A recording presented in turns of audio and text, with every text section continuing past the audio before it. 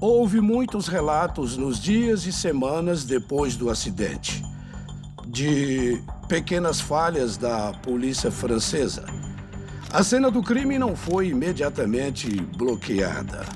E não só os paparazzi, mas espectadores e fãs tiveram acesso ao local bem mais do que devia ter sido permitido. Houve preocupação com o fato de as autoridades municipais começarem a lavar o túnel nas primeiras horas da manhã.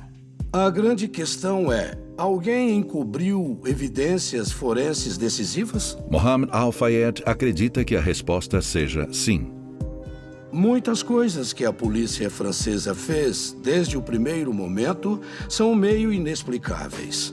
Ela queria que as pessoas pensassem que foi um simples caso de motorista embriagado, o Henry Paul, e de um acidente trágico que resultou na morte da amada princesa Diana. Al-Fayed também acredita que as autoridades francesas e agentes de outra nação têm sangue nas mãos. Mohamed Al-Fayed achava que seu filho e a Diana foram assassinados. E que isso foi planejado pelo MI6 em conluio com autoridades francesas. De acordo com Al-Fayed, a seriedade do caso de Diana e Dodge, que evoluía rapidamente, era uma causa de preocupação ao Palácio de Buckingham. O ideal para a família real era que a Diana não namorasse ninguém. Ela teria que continuar no Palácio de Kensington, sendo uma mãe dedicada e de vez em quando indo para a academia. Mas é claro que isso não aconteceu. O Mohamed Al-Fayed disse que tinha muita raiva e chateação por causa do relacionamento com Dodge Al-Fayed. Ele era um tipo de playboy, uma espécie de socialite. Ele não era o que eles queriam. O pai de Dodge também acredita que questões como raça e religião só aumentaram a preocupação da coroa britânica. Mohamed Al-Fayed estava convencido de que eles não queriam que seu filho Dodge se casasse com a princesa Diana porque ele era um egípcio de origem árabe e era muçulmano. Se o Dodge e a Diana tivessem se casado, o Dodge Al-Fayed seria padrasto do William e do Harry, que são duas pessoas na linha de sucessão da coroa britânica. E isso, claramente, seria uma coisa muito perturbadora para a realeza britânica. Ainda há outro segredo explosivo que Mohamed Al-Fayed alega ter sido revelado a ele recentemente por Diana. Um segredo que pode ter colocado a vida da princesa em risco. Ele disse que Diana contou para ele pessoalmente que estava esperando um filho do Dodge. Isso deixaria todo tipo de gente morrendo de medo se ela estivesse grávida do Dodge. E para pessoas como o príncipe Philip, talvez o príncipe Charles, isso realmente teria sido a gota d'água. Um ex-oficial da inteligência britânica chamado Richard Tomlinson sugere que o acidente que levou a vida de Diana parece trabalho da agência de espionagem MI6.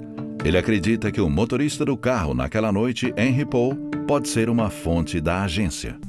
Ele desapareceu. Ninguém sabia onde ele estava por umas 3 horas. Procuraram nos bares, no apartamento dele, em todo lugar. Ninguém sabia. Ele encontrou alguém que estava ligado aos serviços de segurança? Houve algum tipo de envolvimento numa conspiração? Além do dinheiro encontrado em sua posse, ele também possuía o equivalente a quase 275 mil dólares em sua conta bancária. Uma quantia significativa de dinheiro para alguém que ganhava somente 35 mil dólares por ano. Uma das maiores questões sem resposta é: de onde veio esse dinheiro? Porque com certeza não vinha do emprego dele no Ritz.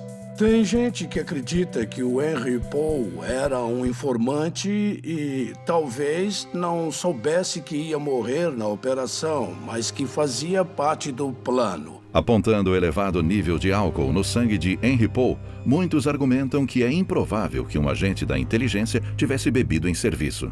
Mas Jeffrey Steinberg acredita que a amostra de sangue pode ter sido sabotada. O exame toxicológico no sangue do Henry Paul mostrou presença de 20% de monóxido de carbono. Com isso, seria impossível que ele ficasse atrás de um volante de um carro para dirigir. Ele não conseguiria ficar de pé. O que a presença de monóxido de carbono indica para mim é que tinha alguma coisa errada na amostra de sangue. Nós não sabemos quem manipulou as amostras de sangue. A coisa toda cheira muito a um encobrimento, mesmo os fatos básicos do que aconteceu. Disseram que a quantidade de álcool no sangue dele era 3 vezes a permitida. Ele perdeu o controle do carro. E é possível que ele tenha misturado o álcool com remédios controlados para depressão, além de dirigir muito rápido para tentar despistar os paparazzi. Apesar de serem criminalmente inocentados por qualquer infração, os paparazzi não escapam do julgamento das autoridades francesas. A investigação oficial acabou determinando que eles foram um fator de contribuição. Um fator de contribuição, não o fator determinante. Mas muitos estão céticos quanto ao relatório e se concentram na ausência de uma evidência decisiva. Ao longo do caminho do Hotel Ritz até a entrada do túnel, havia 10 câmeras. Aparentemente, de acordo com os franceses, nenhuma funcionava. No meu entendimento, a única câmera de trânsito que podia ter visto a Mercedes e até o Fiat Uno branco quando eles se aproximaram do túnel de Lam não estava funcionando. O acidente foi depois da meia-noite do dia 31 de agosto e ela parou de funcionar às 11 horas da noite anterior. As câmeras de trânsito são muito importantes porque geram receita com as multas de velocidade. Mas por algum motivo, na noite em que o carro da Diana bateu, as câmeras quebraram, não funcionavam. Outra coincidência. Mohamed Al-Fayed investiga o caso vigorosamente. À medida que o inquérito prossegue, ele aponta a militância de Diana contra as minas terrestres como mais um motivo para o establishment britânico tê-la matado. Bilhões e bilhões de dólares em contratos de defesa corriam o risco de não serem fechados pelas empresas britânicas que se especializaram em armas. Então, em 2004, Simone Simmons, uma amiga de Diana, alega que antes de sua morte, a princesa se preparava para divulgar uma lista de figuras públicas que estavam lucrando com a produção de minas terrestres, e quando ficaram sabendo, ela foi ameaçada. Ela atendeu a uma ligação e recebeu ameaças de que devia basicamente ficar calada porque aquilo não era do interesse do Reino Unido. Ela foi avisada para parar de fazer o trabalho político que estava fazendo. Existia um motivo para muita gente da indústria bélica, da família real e da inteligência britânica querer silenciá-la. Conforme o inquérito progride, surge uma conclusão sobre a teoria grandiosa de Al-Fayed.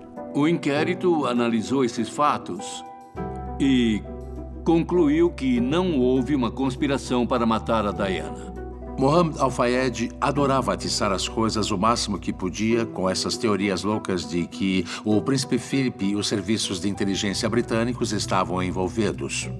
Como alguém podia conspirar em uma viagem que ninguém sabia que ia acontecer até o Dodd mudar de ideia no Hotel Ritz à 00:20 do dia 31 de agosto?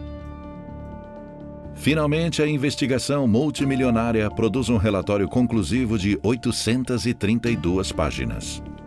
O veredito oficial da investigação britânica sobre as mortes da Diana e do Dodd foi homicídio por negligência pelos paparazzi e pelo Henry Paul, o motorista bêbado.